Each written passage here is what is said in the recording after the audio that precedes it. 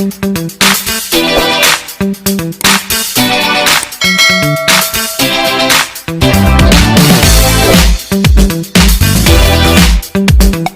wabarakatuh.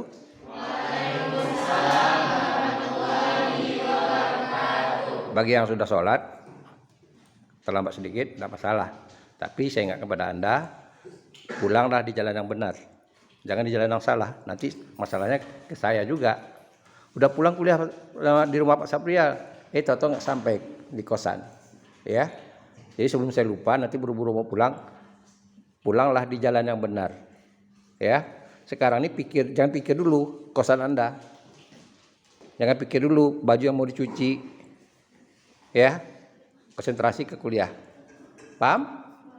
Kuliah kita sesi kedua ini yaitu berkaitan dengan prosa fiksi. Apresiasi tadi udah jelas kita menjelaskan apresiasi kan? Sama, apresiasi. Itu apresiasi prosa fiksi. Kok prosa fiksi? Kenapa tidak non fiksi? Karena prosa itu dibagi atas dua. Ada yang fiksi, ada yang non fiksi. Yang non fiksi itu yang mana? Biografi, autobiografi, esai sastra itu termasuk yang non fiksi. Ya, itu yang termasuk yang non fiksi. Bahkan yang terakhir di dunia barat sudah masuk pada jurnalistik sastra. Jadi orang membuat tulisan jurnalistik, berita, ya artikel itu gaya sastra. Ada bukunya. Kalau Anda mau temu ada bukunya. Judulnya jurnalistik sastra. Jadi tidak lagi jurnalis itu dianggap bahasanya kering. Tidak membosankan orang membaca. Salah satu diantaranya kalau di Indonesia itu Anda baca buku Gunawan Muhammad, kumpulan catatan kaki Gunawan Muhammad, terbitan Gramedia. Gunawan Muhammad kita tahu seorang sastrawan dan seorang bekas pimpinan redaksi Tempo, majalah Tempo. Ingat ya, majalah Tempo itu dia punya cabang, ada majalah Forum itu di bawah Tempo, bahkan Riau Pos, Jawa Pos itu di bawah Tempo. Jadi Riau Pos itu di bawah Tempo sebetulnya.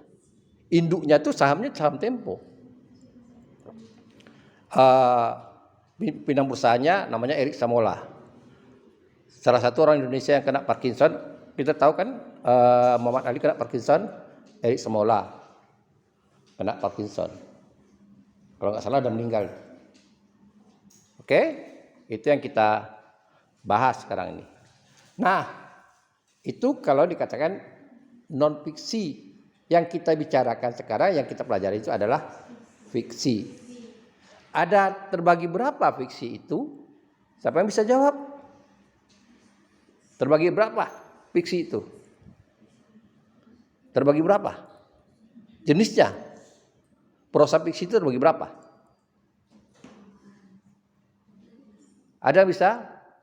Ya karena belum belajar Pak, ya. Jadi nggak bisa jawab. Nah begitu.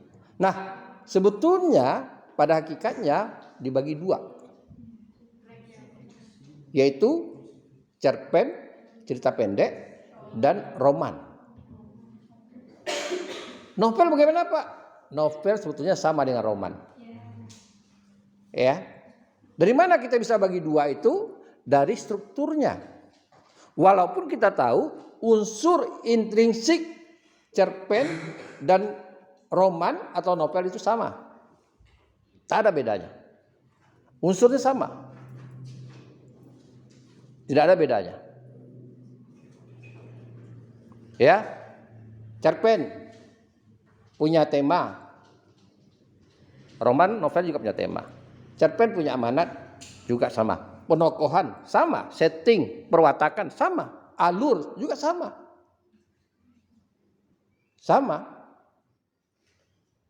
Nah, apa yang membedakannya? Siapa bisa jawab? Pak belum belajar juga. Itu tadi, kalau boleh dikatakan kita ini ibarat keledai membawa buku.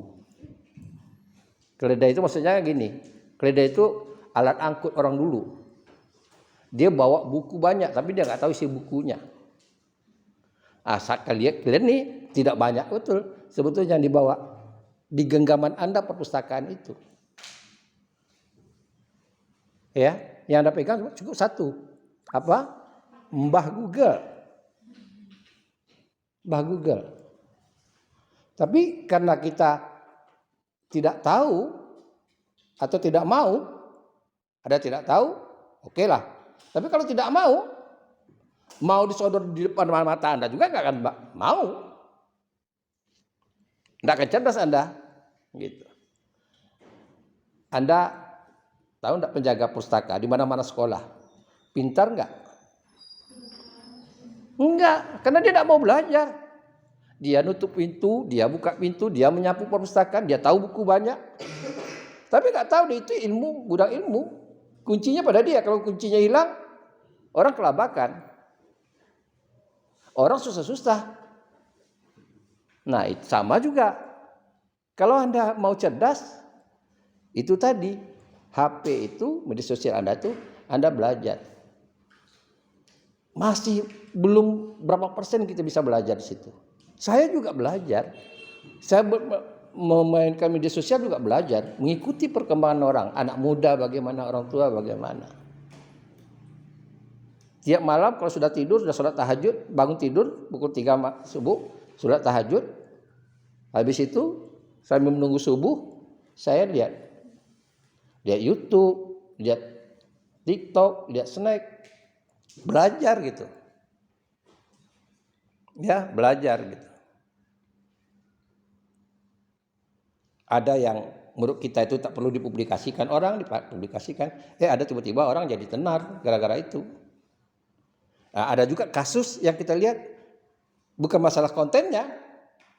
Kenapa kasus ini terjadi? Contoh, ini sebagai contoh aja. Kasus anak Nikita Mirzani, si Loli dengan Nikita Mirzani. Nikita Mirzani membuat konten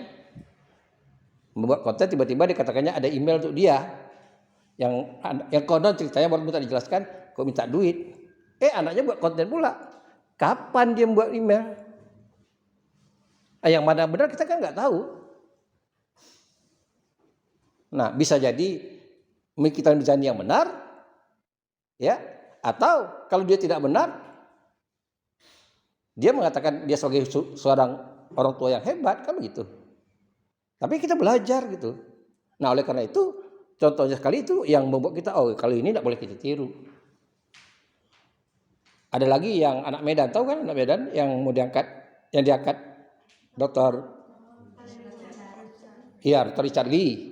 Karena dia anak Medan itu. Yang sudah dipindahkan, Farel itu dipindahkan sekolahnya. Karena Richard Lee itu dia ingat masa dia sekolah. Dia ingin sekolah di UI, orang tuanya tidak mampu. Kedokteran UI. Tapi oleh orang tuanya kalau mau di situ, di Palembang. Jadi S1-nya kedokterannya di Palembang, Unsri. Ada balas dendamnya itu dia ingin dengan mengangkat orang. Nah, akhirnya apa? Si Fadel itu tidak siap.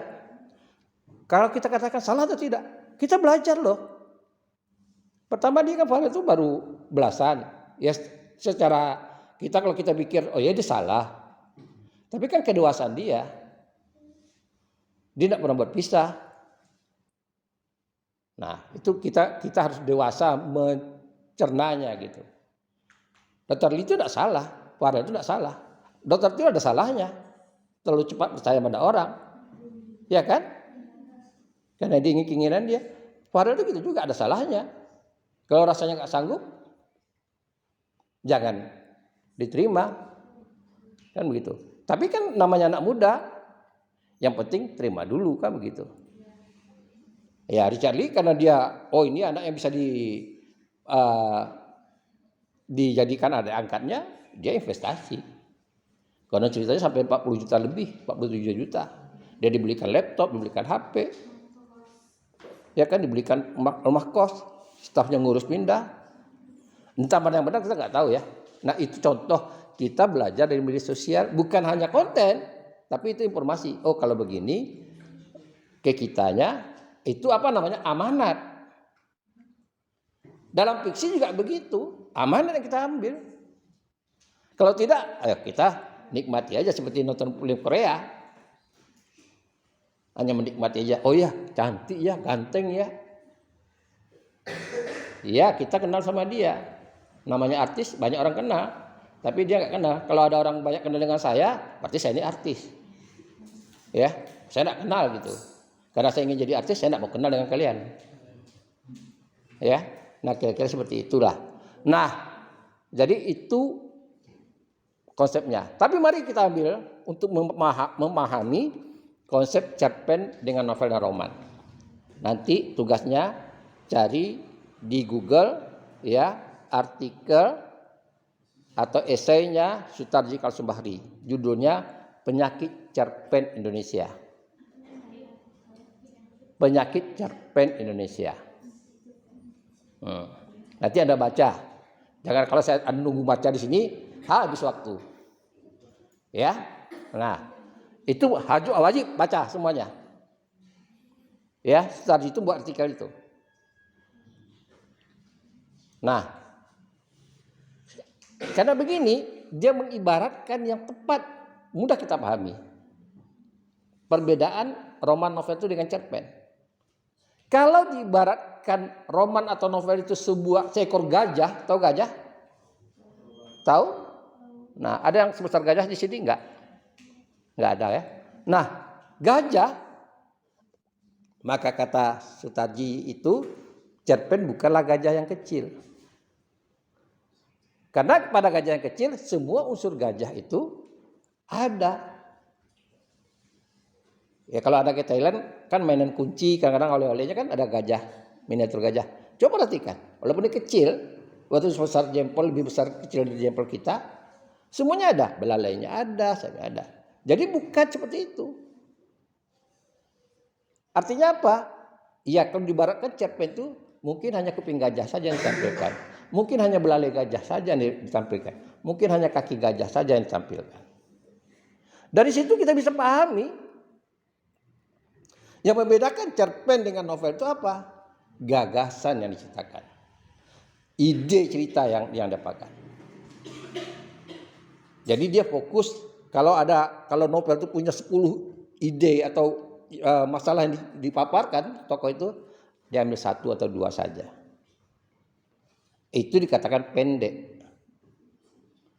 Ya, itu yang dikatakan pendek. Nah, sebelum saya lupa, Anda ya untuk memahami lagi supaya lebih ingat kasusnya atau esainya Sutarji ini, nanti di rumah Anda cari cerpen.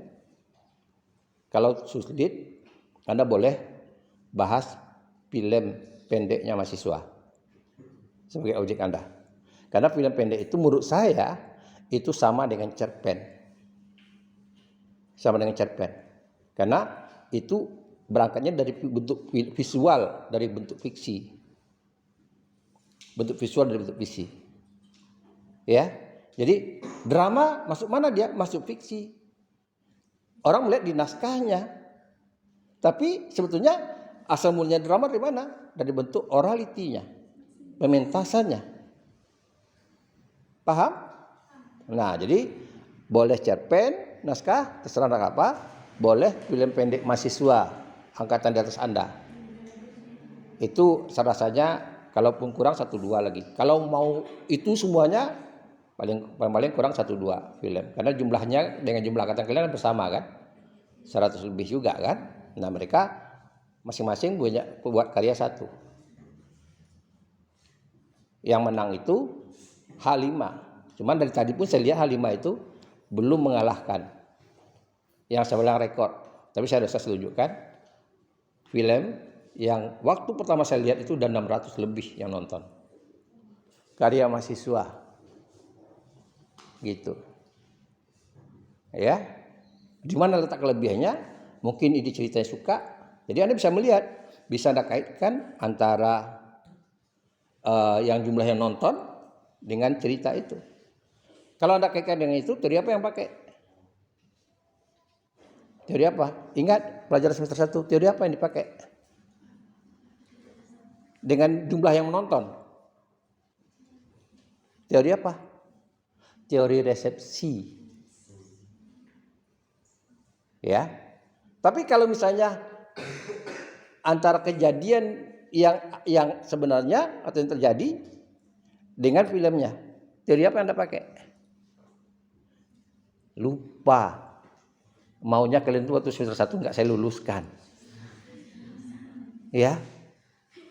Kenapa? Anda buat tugas tapi tidak lihat konten orang. Itu tadi saya katakan, saya renung-renung di mana letak salahnya ya.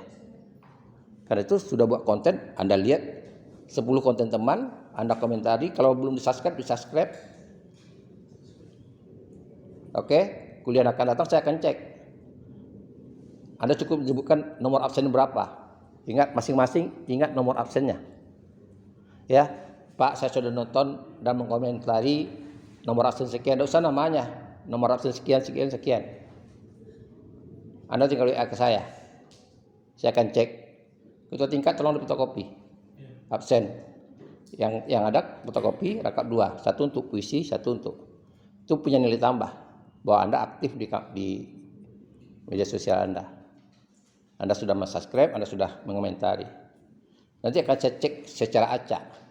Pak, saya sudah mengomentari Pak, konten nomor sekian, absen nomor sekian. Saya lihat, benar tidak ada komentarnya.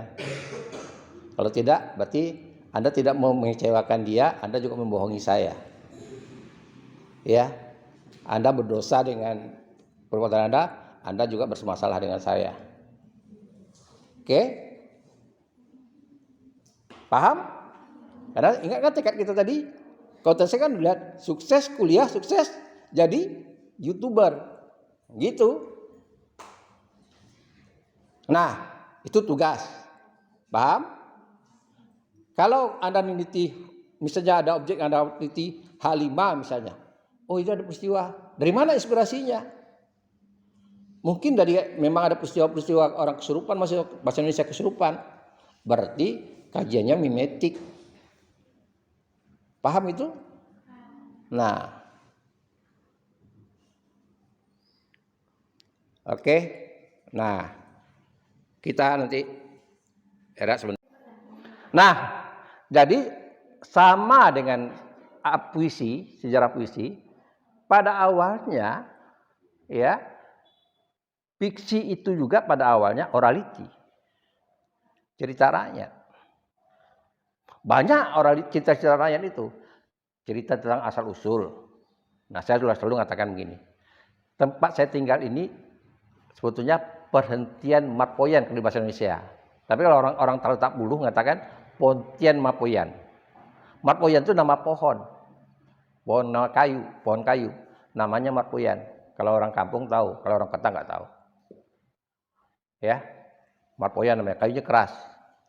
Biasanya tanaman kadang-kadang di semak-semak tumbuh, tiba-tiba tumbuh ya Marpoyan. Dari mana itu asalnya? Asalnya dari Raja Gunung Sailan. Dia ke Sultan Siak. Dia mau ke Istana Siak, menghadap Raja Siak. Singgahlah, berhenti dia. Karena dulu tidak ada Grab. Ya. Nggak ada pula taksi. Nah, dia tentu naik kuda. Naik kuda kan capek. Siapa yang pernah naik kuda? Pernah? Naik bendi atau naik kuda? Naik kuda sendiri? Oh ya, baguslah. Mudah-mudahan nggak ditendang kuda. Ya, perlu sebetulnya perlu. Kita ini perlu. Itu sudah kayak Rasul, anaknya Irfan Hakim, perempuan pakai jilbab, dia sebagai atlet kuda. Ya, anak Irfan Hakim semua anaknya diajarnya berkuda. Ya, diajar berkuda. Nah, ini sebagai contoh. Nah, ini raja itu mau ke Siak.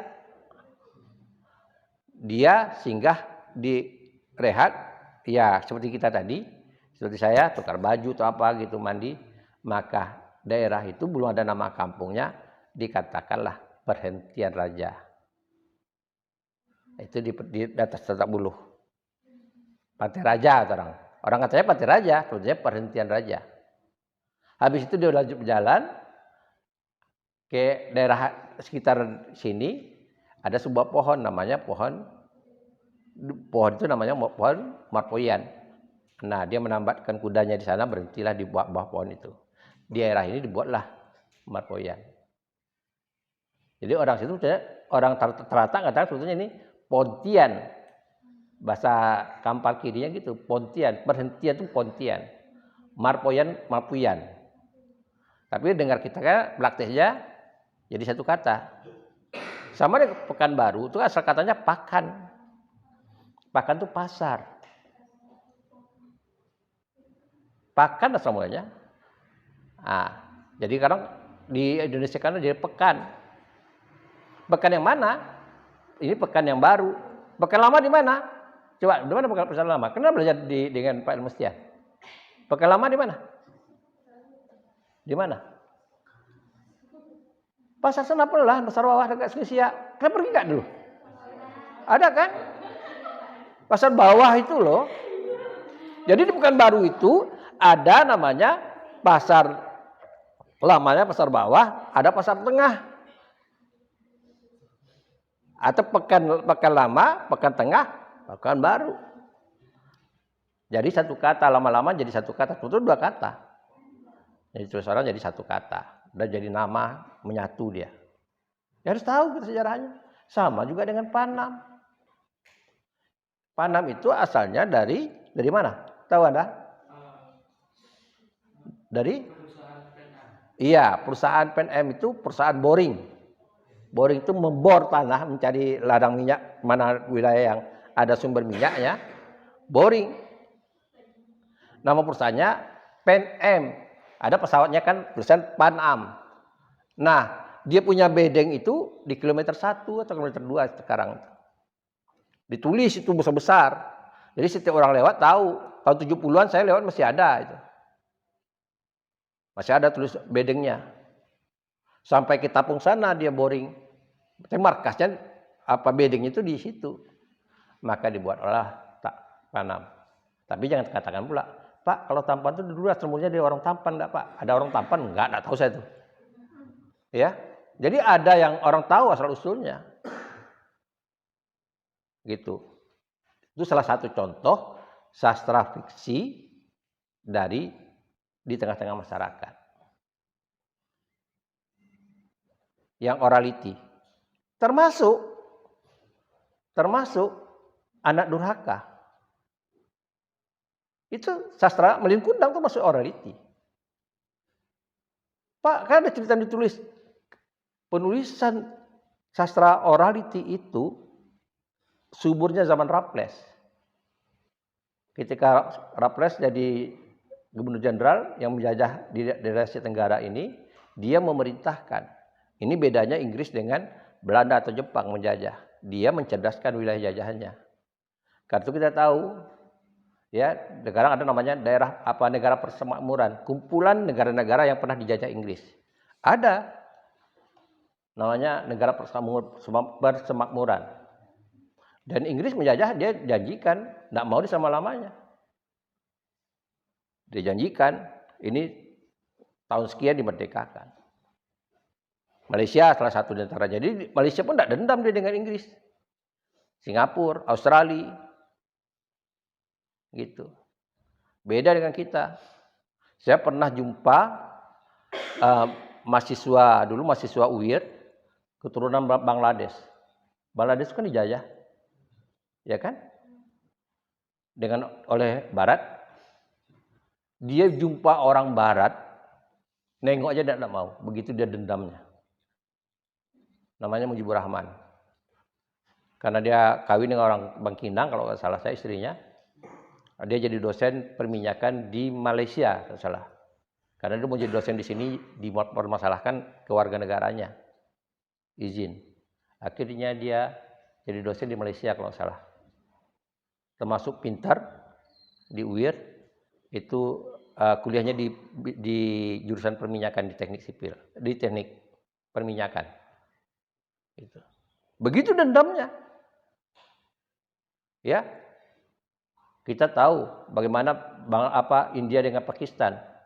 Pakistan itu pecahan dari India. Nah, itu contoh saya katakan bentuk jajahan. Ya, ini sekedar terus apa. Nah, karena sastra orality, apa akibatnya? Ciri khasnya orality itu, prosa fiksi itu anonim. Kalau orang gibah tuh ada enggak rujukannya? Pasti yang asal mula membuat gibah tuh, saya menurut si A tanya, menurut si B tahu anonim. Nah, mulut ke mulut, tidak bisa dipertanggungjawabkan.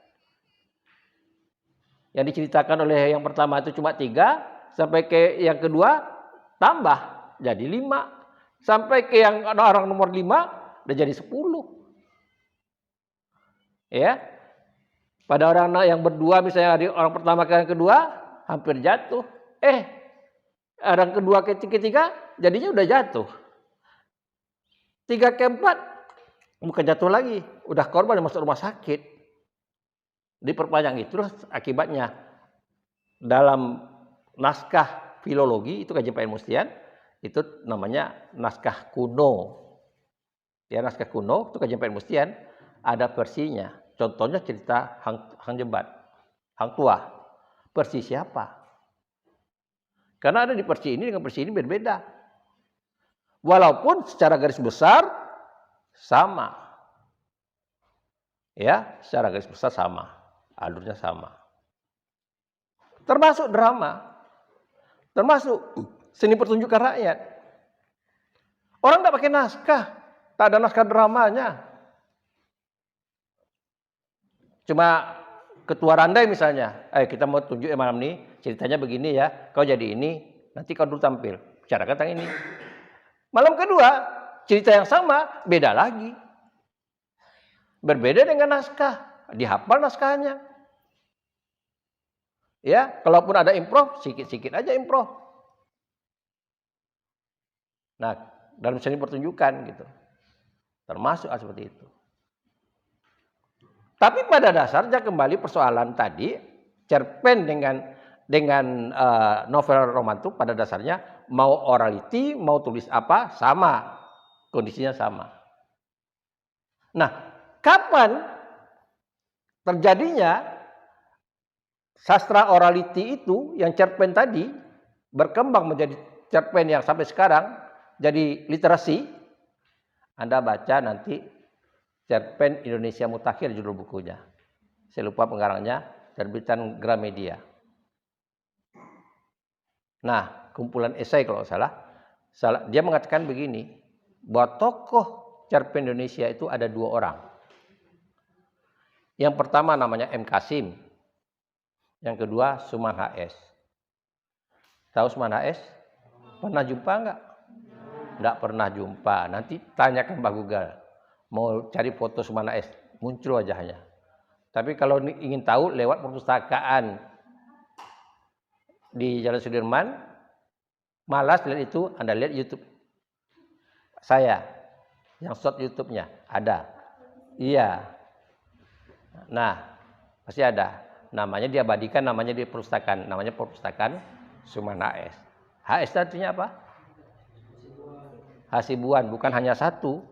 Jangan panjangkan Suman hanya satu, bukan begitu. Suman HS, Hasibuan.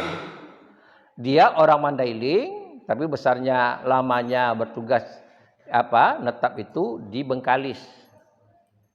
Bengkalis. Jadi cerita rakyat di Bengkalis itu yang diangkatnya. Cerita yang mana? Ciri khasnya berdua-dua ini berbeda. M. Kasim dengan Suman HS itu berbeda. M. Kasim itu cerita cenderung pada cerita yang serius. Sementara Suman HS pengamatannya cerita-cerita yang kocak, yang lucu. Karena itu judul-judul ceritanya itu, dari judul aja kita udah lihat. Ya, bisa kita bayangkan. Mencari pencuri anak perawan. Anak perawan di Carang Penyamun. Kawan bergelut. Judulnya aja sudah mengesankan filmnya, ceritanya itu lucu. Namun dalam perkembangannya versi yang diikuti orang adalah versi yang berkembang banyak diikuti orang itu versi M. Kasim. Jadi kalau Anda katakan, Pak, gaya Suman HS kok enggak banyak Pak sekarang? Ya, orang tidak mengikuti itu. Tidak banyak. Karena untuk kocak itu ya tidak gampang. Kocak dalam bahasa tulis itu beda. Sama juga seperti kita misalnya melihat orang stand up comedy. Menurut kita kan mudah.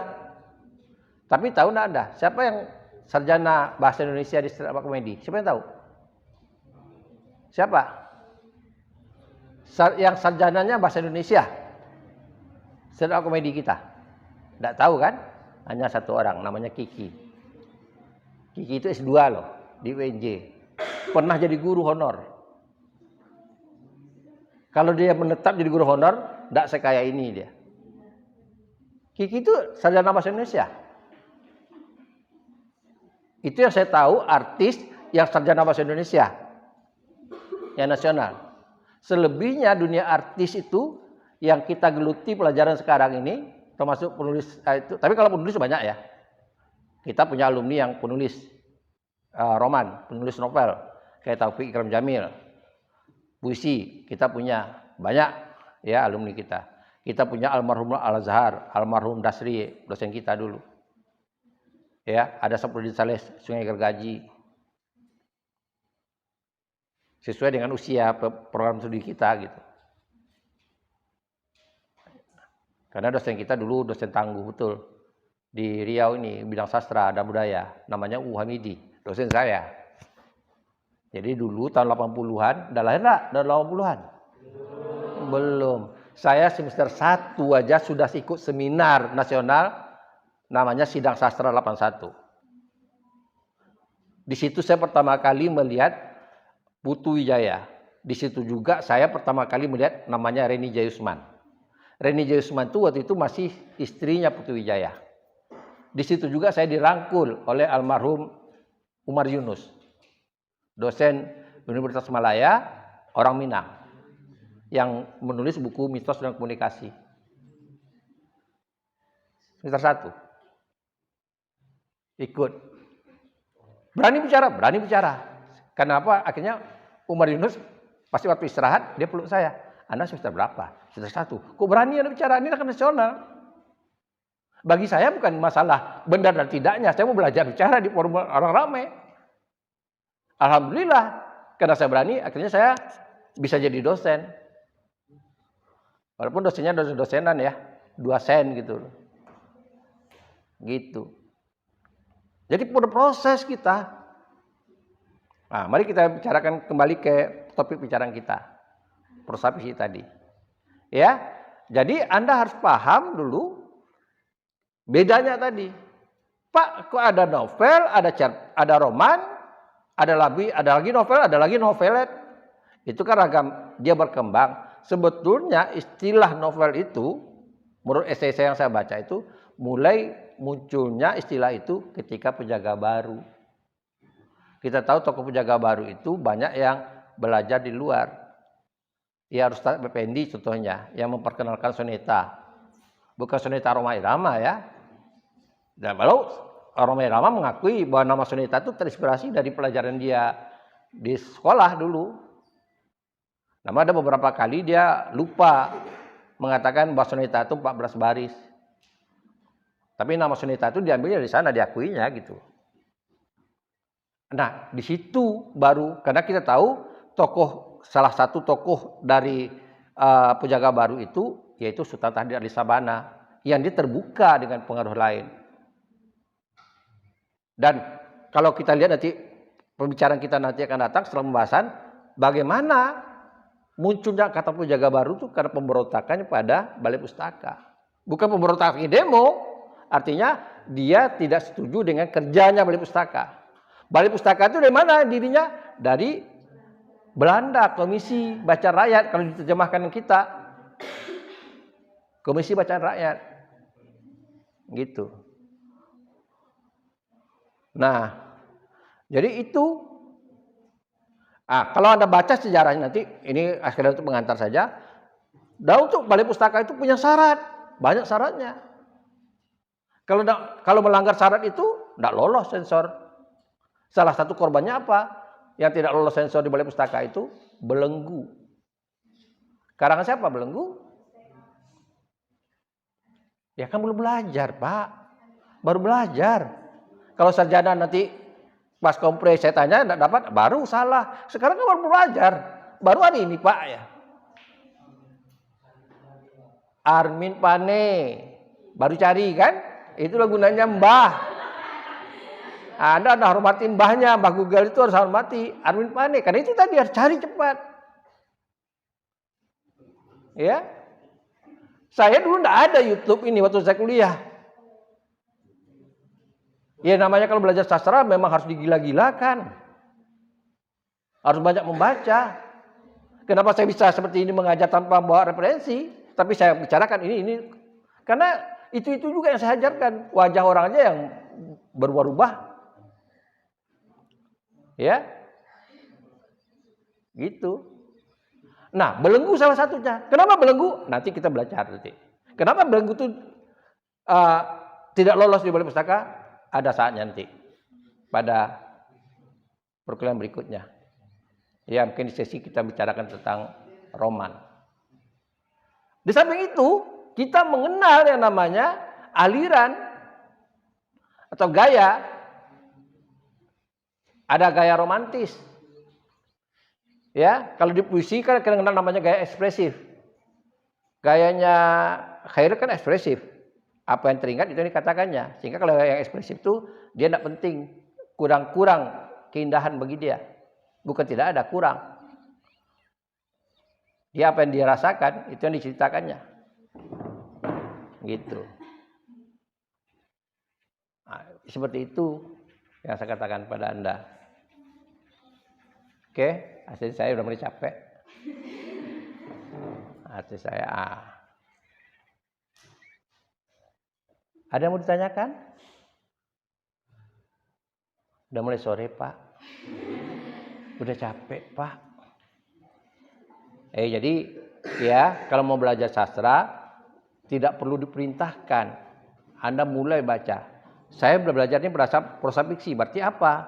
Mulai dari sejarah, bentuk-bentuk pengarangnya, sastrawannya, angkatan-angkatannya, ya sampai ke karya-karyanya.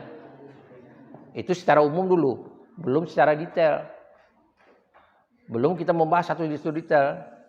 Kenapa misalnya kalau saya tanyakan nanti, kenapa Hamka itu membicarakan tokoh Zainuddin itu diambilnya dari Makassar?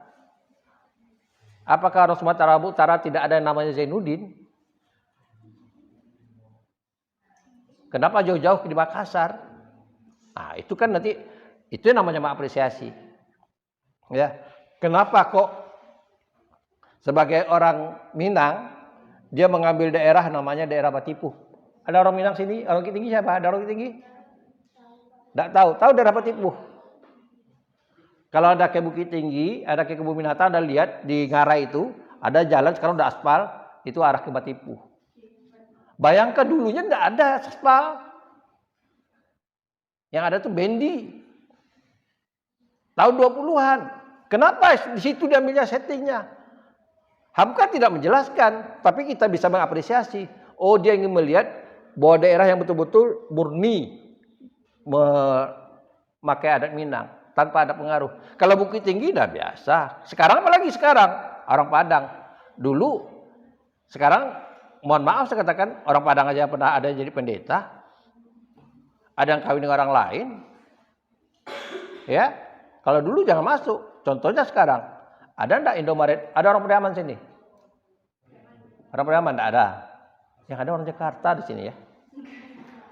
Nah, contohnya ya, daerah Sumatera Barat tuh ada daerah-daerah yang enggak bisa masuk. Indomaret bisa masuk. Di Priaman itu. Apalagi Cina enggak masuk. Dia orang mau buka pun enggak beli orang. Saya punya dosen nih, mohon maaf. Saya punya dosen pembimbing. Jadi dia istrinya orang Padang Panjang. Saya sebut aja. Ini bukan untuk menjelekkan. Orang Melayu, Hasanuddin WS, dosen PA-nya saya, pembimbing satu saya. Jadi ketika gempa, dia bawa anaknya. Karena anaknya stres, suka gempa di Padang, dia bawa anaknya ke Baru jalan-jalan. Jadi dia minta, ayo Pak Sab, temani saya untuk ke mall. Kami bawa lagi SKA, anak beliau. Kami duduklah di Mall Matahari itu kan ada tempat duduk tuh. Kami duduklah berdua. Nunggu anaknya mutar-mutar nih. Nunggu mutar-mutar.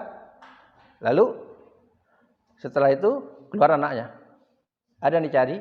Enggak. Lah, selama ini gimana aku masuk itu? Ya lihat-lihat aja. Nah, itulah katanya. Itulah kata Asruddin WS. Gayanya, karena itu mall tidak laku di Padang.